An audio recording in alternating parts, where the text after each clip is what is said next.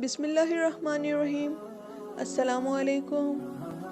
اللہ تعالیٰ کی طرف سے 5 احکامات۔ رسول اکرم صلی اللہ علیہ وآلہ وسلم نے فرمایا، اللہ تعالیٰ نے حضرت یحییٰ علیہ السلام کو حکم دیا کہ 5 باتوں پر عمل کرو اور بنی اسرائیل کو بھی ان پر عمل کرنے کی تلقین کرو۔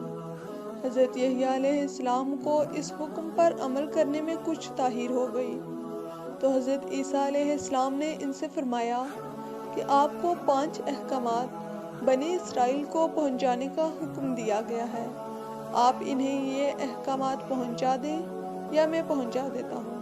حضرت یحییٰ علیہ السلام نے عرض کیا، اے بھائی جان، میں خود ہی پہنچا دیتا ہوں، اس لیے کہ مجھے اس بات کا ڈر ہے کہ اگر آپ نے مجھ سے پہلے یہ احکامات بنی اسرائیل کو پہنچا دیے تو اللہ تعالیٰ مجھے سزا دیں گے۔ چنانچہ حضرت یحییٰ علیہ السلام نے بنی اسرائیل کو مسجد اقصیٰ میں جمع کیا اور ایک اونچی جگہ میں کھڑے ہو کر اللہ تعالیٰ کی حمد و ثنا بیان کرنے کے بعد فرمایا، اللہ تعالیٰ نے مجھے اور آپ لوگوں کو 5 باتوں پر عمل کرنے کا حکم دیا ہے، اور وہ 5 باتیں یہ ہیں: صرف اللہ کی عبادت کرو، اس کے ساتھ کسی کو شریک نہ ٹھہراؤ۔ شرک کی مثال اس غلام جیسی ہے جس کو اس کے مالک نے سونے یا چاندی کے عوض خریدا۔ وہ غلام کام تو کرتا ہے لیکن کمائی کی رقم اپنے آقا کے علاوہ کسی دوسرے کو دیتا ہے۔ اب بتاؤ، تم میں سے کوئی آدمی بھی اس بات کو پسند کرے گا کہ اس کا غلام ایسا ہو؟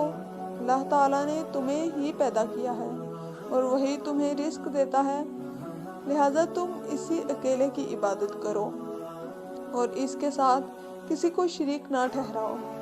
نمبر 2، تم خضوع و خشوع کے ساتھ نماز ادا کرو، کیونکہ جب تک تم نماز میں دوسری طرف متوجہ نہیں ہوتے، اللہ تعالیٰ بھی تمہاری طرف برابر اپنی رضا و رحمت کے ساتھ متوجہ نہیں رہتا۔ نمبر 3، روزے رکھو، اس لیے کہ روزے دار کی مثال اس آدمی کی طرح ہے جو ایک جماعت میں بیٹھا ہو اور اس کے پاس مشک کی تھیلی ہو۔ وہ مشک اسے بھی اور اس کے ساتھیوں کو بھی نظر خوشبو سے معطر کرتا ہے۔ روزے دار کے منہ کی بو کا خیال نہ کرو، اس لیے کہ اللہ تعالیٰ کے نزدیک روزے دار کے منہ کی بو مشک کی خوشبو سے زیادہ پاکیزہ ہے۔ نمبر 4، اللہ تعالیٰ کے عطا کردہ مال میں سے صدقہ دیا کرو، اس لیے کہ صدقہ دینے والے کی مثال اس آدمی کی طرح ہے جسے دشمنوں نے اچانک پکڑ لیا ہو اور اس کے ہاتھوں کو گردن سے باندھ کر مقتل کی طرف لے جا رہے ہوں۔ وہ نا امیدی کی حالت میں یہ کہے کہ کیا یہ ممکن ہے کہ میں مال دے کر اپنی جان چھڑا لوں؟ پھر وہ اپنی کچھ چیزیں فدیہ میں دے کر دشمنوں سے جان چھڑا لے۔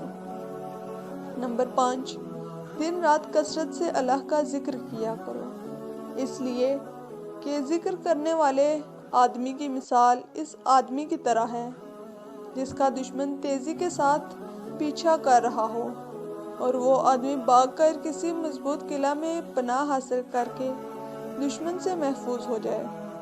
بلا شبہ انسان کے سب سے بڑے دشمن شیطان کے مقابلے میں ذکر الہی میں مشغول ہو جانا ایک قلعہ میں محفوظ ہو جانے کے لیے۔